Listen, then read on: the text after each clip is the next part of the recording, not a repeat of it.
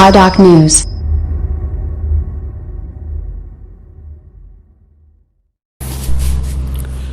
जी हाँ, नमस्कार। आपका हमारे न्यूज चैनल में हार्दिक स्वागत है।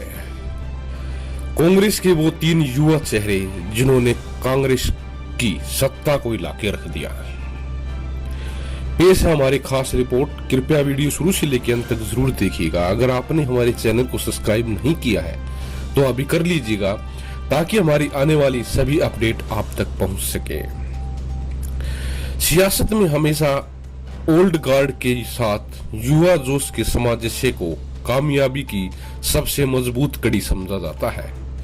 ये फार्मूला कई मौकों पर कारगर होते हुए भी देखा गया है। मौजूदा वक्त में राजनीतिक संकट से जूझ रही कांग्रेस के लिए भी अनुभव और युवा सोच ने मिलकर जीत की कई कहानियां लिखी है। लेकिन अब हालात ऐसे हो गए हैं कि युवा चेहरे ही पार्टी के साथ साथ दिग्गज नेताओं की चूल्हे हिला रहे हैं। ताजा उदाहरण सचिन पायलट का है। राजेश पायलट जैसी दिग्गज के बेटे सचिन पायलट 26 साल की उम्र में कांग्रेस से सांसद बने तो 35 साल की उम्र में उन्हें केंद्रीय कैबिनेट में जगह दी गई। इसके बाद 2014 में जब उनकी उम्र 37 साल की थी तो पार्टी ने राजस्थान प्रदेश कांग्रेस कमेटी की कमान उनके हाथों में सौंप दी थी। सचिन पायलट ने जी तोड़ मेहनत की। पूरे प्रदेश में घूमकर तत्कालीन वसुंधरा राजे सरकार को एक्सपोज किया और अपने संगठन को मजबूती से आगे बढ़ाया। ये वो वक्त था जब अशोक गहलोत दिल्ली में राहुल गांधी के साथ देश की राजनीतिक बागडोर संभाले हुए थे। सचिन पायलट की मेहनत रंग लाई और 2018 में राजस्थान की जनता ने वसुंधरा सरकार उखाड़ फेंकी और कांग्रेस को सत्ता सौंप दी। हालांकि जब जीत का सहरा बांधने का नंबर आया तो अशोक गहलोत का तजुर्बा और पार्टी प्रदेश में उनकी पकड़ सचिन पायलट की 5 साल की मेहनत पर भारी बढ़ गई। तमाम खींचतान के बाद सचिन पायलट उप मुख्यमंत्री पद पर राजी हुए, लेकिन दोनों में तालमेल नहीं बैठ पाया। अब बात यहाँ तक पहुँच गई कि सचिन पायलट बगावत पर उतर आए हैं, जिससे गहलोत सरकार पर संकट के बादल मंडराए हुए हैं।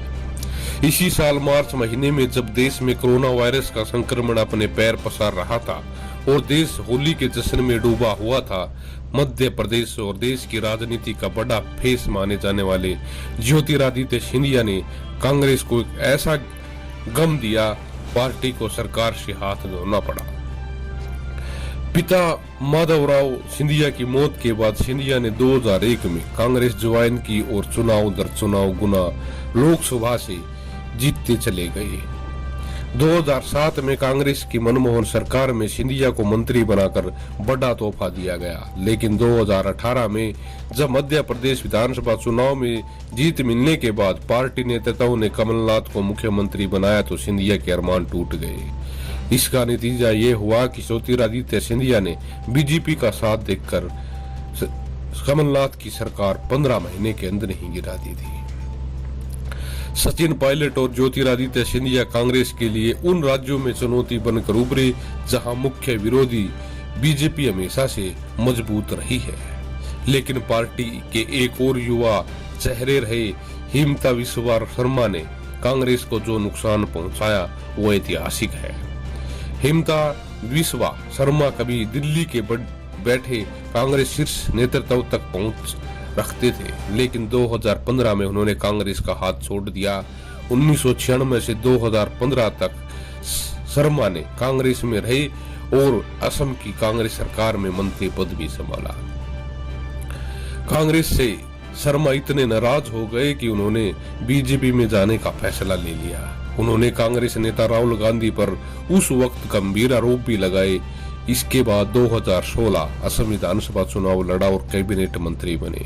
इतना ही नहीं, बीजेपी के शीर्ष नेतृत्व में शर्मा को नॉर्थ ईस्ट डेमोक्रेटिक अलायंस का संयोजक भी बना दिया। NEDA नॉर्थ ईस्ट भारत के कई क्षेत्रीय दलों का एक गठबंधन है। नेडा के संयोजक रहते हुए शर्मा बीजेपी के लिए सबसे बड़े संकट मोचक के तौर पर उभर कर सामने आए। नॉर्थ ईस्ट की राजनीति में शून्य कही जाने वाले बीजेपी ने असम, त्रिपुरा, अरुणाचल प्रदेश और मणिपुर जैसे राज्यों में सरकार बनाकर कांग्रेस का सफाया कर दिया। इसके अलावा नॉर्थ ईस्ट के अन्य राज्यों में सत्ता में भी बीजेपी का दखल बढ़ गया। शर्मा ने नॉर्थ ईस्ट की राजनीति में बीजेपी की बढ़त बनाने में अहम भूमिका अदा की। इस तरह ज्योतिरादित्य सिंधिया जहां कमलनाथ जैसे दिग्गज को कुर्सी से हटाने का काम किया, वहीं सचिन पायलट अब कांग्रेस के जमीनी नेताओं में शुमार अशोक गहलोत के लिए परेशानी का सबब बन गए हैं। वहीं हिमता बिस्वा शर्मा लगातार कांग्रेस को बड़ा आघात पहुंचा रहे हैं। यानी कांग्रेस के ये 3 युवा चेहरे रहे आज देश की इस सबसे पुरानी पार्टी के बड़े बड़े दिग्गजों को सियासी धूल चटा रहे हैं। ये थी हमारी खास रिपोर्ट। हमारी ये रिपोर्ट आपको कैसी लगी? अच्छी लगी हो तो चैनल को शेयर और सब्सक्राइब करना मत भूलिएगा। बने रहे हमारे चैनल के साथ। धन्यवाद।